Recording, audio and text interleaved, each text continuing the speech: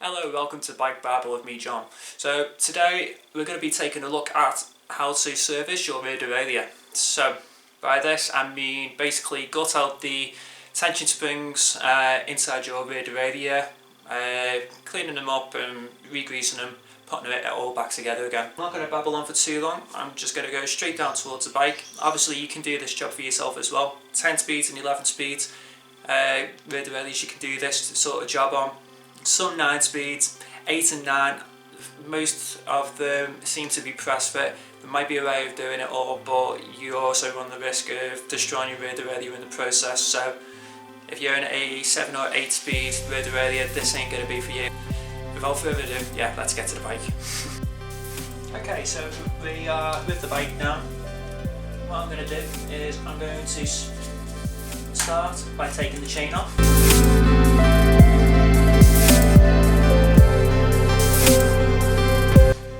Next up now, we're going to remove the rear derailleur. And now I'm using a Shimano Ultegra Di2 rear derailleur. However, you can do this sort of process also with mechanical rear derailleurs as well. Let's go to the table. Okay, so now we are with the rear mech. So first what I want to do, I'm going to concentrate on the spring for the actual jockey wheel cages first. So what I'm going to do, I'm going to start by removing the jockey wheels. Next up now, put that over there. Next now, we're going to remove this part here. So you want to use a 5mm for this. Keep a bit of pressure on this as you're doing this part, on the actual, for the cage that's still attached to the rear derailleur. Cages, by the way, are the components that hold the jockey wheels in place and also connect to the rest of the rear derailleur, just in case you didn't know. Right, so we're going to remove that now. As you can see, if I can zoom in. Okay, so make sure when you take this apart, first time, doesn't matter what sort of derailleur you have for this, just make sure you keep a note where the spring, which side of the spring you're taking out, or what goes into what basically. So with this one, for example, just to be on the safe side of caution, got that there, and I'm going to put that in its place. It can be directional sometimes. It's always best just to play on the safe side of caution and just put the spring in the right sort of place. Next, what we're going to do now is we're going to give this a little bit of a clean.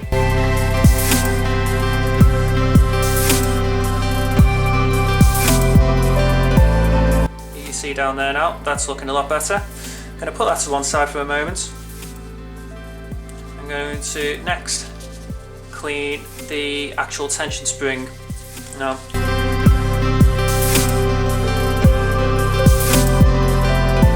there we go, that's the spring all cleaned up now. Next, what we're going to do, take a quick look at the, I believe this is the outer cage. Clean that out. And then finally, being very careful, I'm not going to use right spout of this because there's O-rings on the inside of it that stop as much dirt and water getting inside the system as possible. I'm not going to spray it, I'm just going to clean it. There we go, much better. Right, oh, just give this a quick clean as well. Give me 2 seconds. Next, what I'm going to do now, on the inside of here, I'm just going to put a little tiny splash of lithium grease on the inside of there. I'm using lithium as opposed to like a general sort of grease because it's a little bit more smoother. It just means everything can move around a bit more freely. Just put a light coating inside there, you don't need to go crazy with it. Right, so next up folks, we're going to put this spring back inside of here. So there's a hole just about, I think it's, yeah, there you go, you can see a hole just around, that for a second, there's a hole just about there. You can see where I move my finger away, there's a little hole in there, the spring goes in there. Once you've done that, you get a little bushing, that goes on around its place. Okay, so the spring's inside, got my jockey wheel here, I've got my screw in there also. There's two holes there for the spring on the other side to go in. The top one is for a loose setting on the spring, bottom one is for a tighter one. We're going to use the tighter one basically, and we're going to turn this counterclockwise as well. So that'll go inside there. Just get the spring to engage in the outer cage. Right, stop applying pressure down. There's a lip, you can see where my thumb is there, that part needs to swing up and around to catch on there, but you also need the cage to compress in with the spring. I turned this screw, quarter way tightened, just so it holds everything in place, and now I'm going to try and get that lip around. There you go, that's the one, that's what we wanted. Hold it in place. And you can see better now that everything's attached. That part there on the outer cage, the little screw type thing, needed to be catching on there. That's why you turn it anti-clockwise, so you can basically beat that part there coming from the other side to catch on there. So that's all done now, and there's plenty of tension on there as well, which is cool. Now the next one, this one is for the B tension on the actual that goes into your rear hanger. This also affects things a little bit, so what I'm going to do next is I'm going to remove this.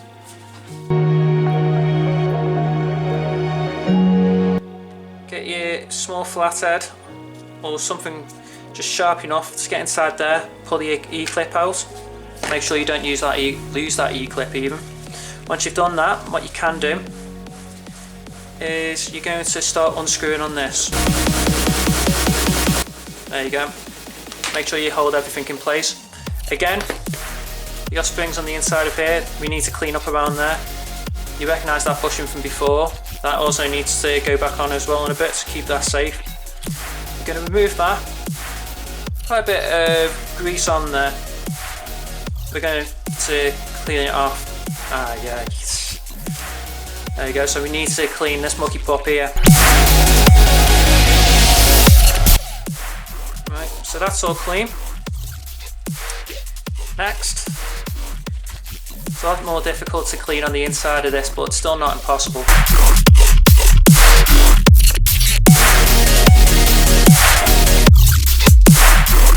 There we go, nice and clean on the inside of there. Just going to do on the inside of this barrel part here very quickly.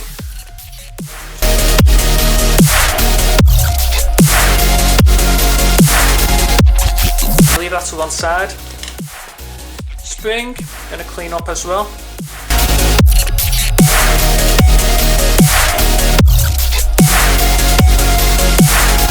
That's all nice and clean again. Yeah. So if you look at the spring here, that part is actually longer than that part there. That part will go into this part here. So, you now know. I'm just going to give this a quick spruce up as well. Wicked cool. Right, so next, lithium grease. Spray a dab inside of there. Just use it sparingly. You want it to just lightly coat things, but not to the point where it's thick as anything. That's how they get dirty real fast. There you go, that's cool. Thicker part on this spring here, as I said before, that goes inside of here. Next, what you want to do, got your bushing here, that goes around here. Can be a bit of a bugger sometime.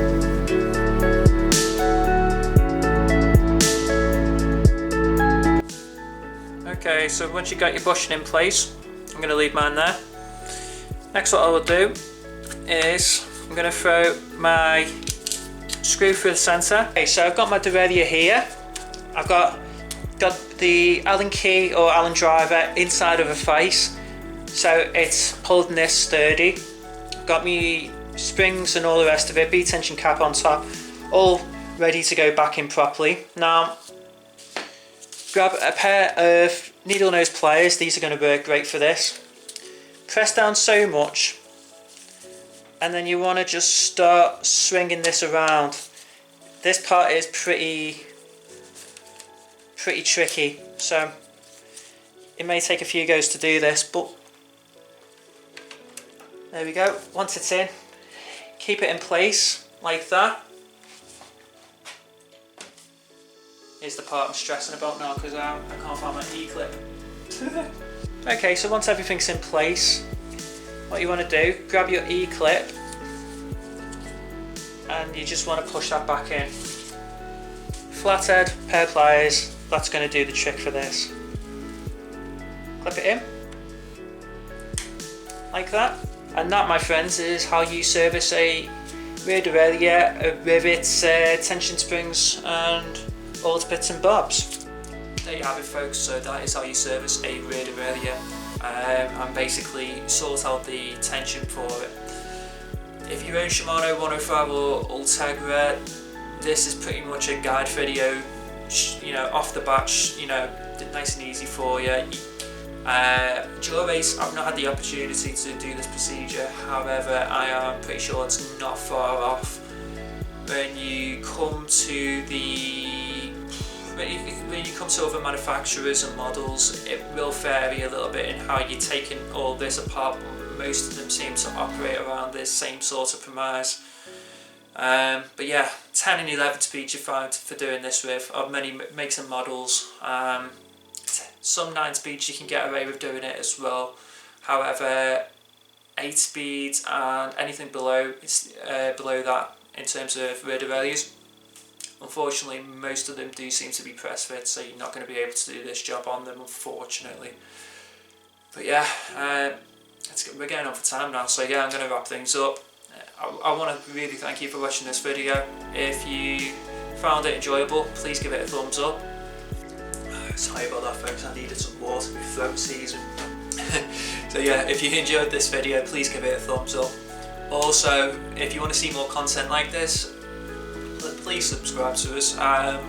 Press the bell symbol next to the subscribe button as well, you get alerts when the latest content comes up.